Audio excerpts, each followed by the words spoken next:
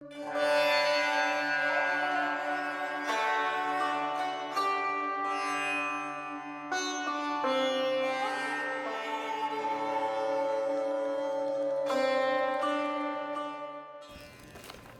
morning, everyone. Continuing with our Merging with Shiva lessons.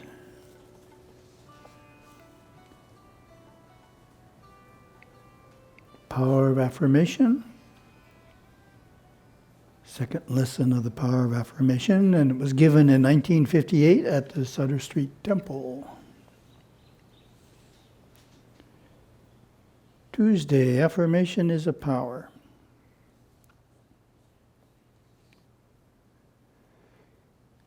In applying this tantra, begin by repeating the affirmation 50 or 100 times a day. In watching your reactions, you may find that the subconscious will not accept the three statements, I can, I will, I am able. You may still have feelings of I can't, I won't, I am not able. This then begins a period to live through where the mind's magnetic forces fight with one another. In a sense, the aggressive forces of your nature are trying to take over and reprogram the passive ones that have been in charge for so many years. Of course, the aggressive forces will win if you persist with your verbal and visual affirmation. You must not give up saying, I can, I will, I am able, until you find the subconscious structure actually creating situations for you in which you can and are able to be successful, happy, and acquire what you need, be it temporal goods or unfoldment on the inner path. And my comment is, we need to be patient, that Gurudev is saying the aggressive forces will win if you persist. But we need to think in terms of many months and not just a few days here of effort. Back to the text. Here is another positive affirmation that might be helpful for you. I am the complete master of all my forces. My spiritual energies govern and control the force fields wherever I am for the highest good. Through understanding, being pure, full of spirited life, I am filled and thrilled with unlimited power, now and forever. I will be what I will to be, I will do what I will to do. Affirm this affirmation each day this week for 7 days. Repeat it 3 times each morning, 3 times at noon, and 3 times each evening. My comment is, this is a good example of an affirmation for purely spiritual benefits. In other words, affirmations can be for material benefits, for spiritual benefits, or for both. The text. You have perhaps often heard friends repeat the same complaint over and over again. They were not only making an affirmation, perhaps unknowingly, for their own subconscious mind, but for yours as well. Therefore, it behooves us always to be with positive people, spiritual, life-giving people, in order to be positive ourselves. It behooves us to listen to that with which we want to live, and to be the changer rather than the changed. The affirmations which violence sets up in the subconscious reactionary habit patterns in the minds of men cause them to fight and kill by spinning emotional force fields out of control. Fear then holds them in these brackets of mind as they react to what they have done. It takes great courage to go from one force field of the mind to another, for this means tearing up long accustomed patterns, facing a period of adjustment, while new subconscious patterns are recreated. It all has to do with changing the subconscious patterns. This is a power. You can change the patterns of your mind yourself. Try it. It is not too difficult. So my example is happens on a regular basis. I have a conversation with a parent who is constantly worrying about a son or daughter. One example was after the 2008 financial crash. We had a mother whose son was laid off from his finance job in Singapore. So she was worrying about this every day, and I suggested she visualize him at a new job in a tall building overlooking Singapore. So instead of worry, we can visualize and affirm, even for another person. And my comment is, of course, her affirmation doesn't replace the son's doing an affirmation himself, but is helpful, whereas worry is a negative influence on the situation. So people may not realize that. If they're worrying, they're sending negative energy to the person they're worrying about rather than positive energy. And that has an impact to some degree. The text, availing the higher energies. Each day we make affirmations with our thoughts and our feelings, and the very words that we speak stabilize these patterns. But as the inner light begins to dawn its life-giving rays, a new positive power comes into our words, our thoughts, and the feelings that well up from the subconscious, making new manifest patterns in the force fields of the conscious world for us to meet and speedily experience. An affirmation can alter your life by creating mentally the patterns and moods of each day through which you will subsequently move. Here is one that can be used to dynamically begin each day. I am now open to a flow of spiritual energy in which I perceive the most worthy course of action for this day.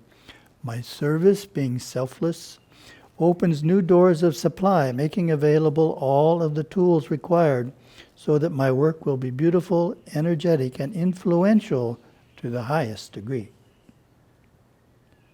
Subconscious mind is like a piece of clay that can be impressed.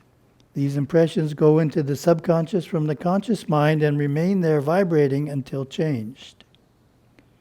The intuitive mind, which we call the superconscious, works through the subconscious when the channels of the subconscious are open. Hence, in impressing the subconscious mind, we must be very careful to create positive channels and not to create a negative block. You can write your own affirmation, but it must always be positive and carefully worded.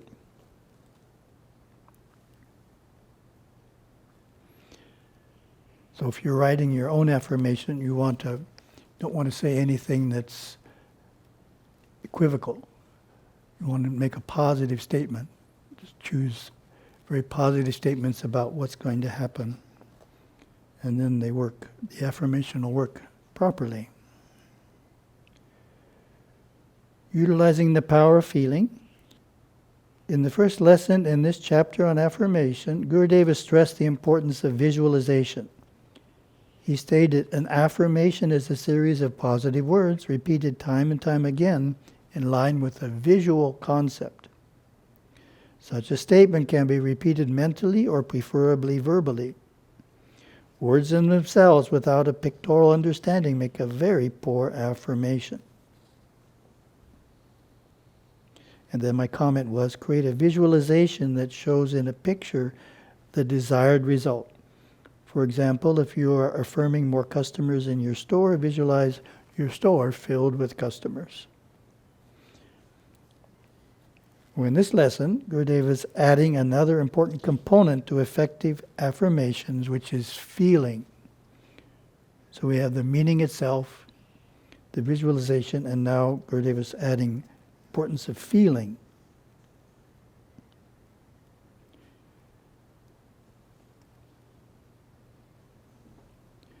An antidote to this, to use affirmations in this way.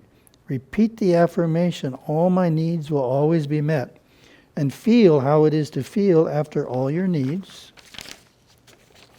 have been met. Until you find this feeling, you should not expect the affirmation to work. Every time that you have a need and that need is met, a certain feeling is then produced in you. That same feeling you have to feel the very instant you speak the affirmation. You then open a channel that instant to your own intuition, through which all good comes. In this state of mind, one has inspiration and will. It is from the intuition that, at the 11th hour, 59th minute, 59th second, every need is met. The next time you have complete feelings from the innermost sources of your being that your every need will be met, quietly repeat the affirmation over again. All my needs will always be met. Simultaneously think, visualize, and feel deeply within an inner all-encompassing knowing that each need will be met. This is the esoteric secret of making an affirmation work. That's the text I use a lot in my presentation on affirmations. Think, visualize, and feel. Very simple to remember. Think is the same as the meaning. Have in mind what it means. Don't let the mind wander to what you're going to have for your next meal or something, some other part of your daily routine.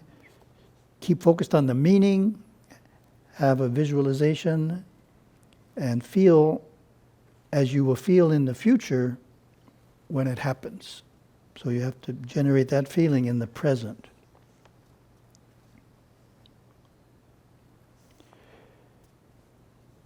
And the text again. People say affirmations work for them, but sometimes they do not.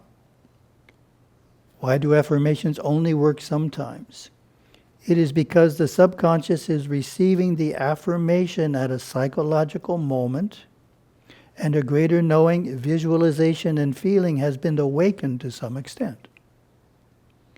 However, at the times when an affirmation did not work, there was no knowing, no visualization or feeling attached to it.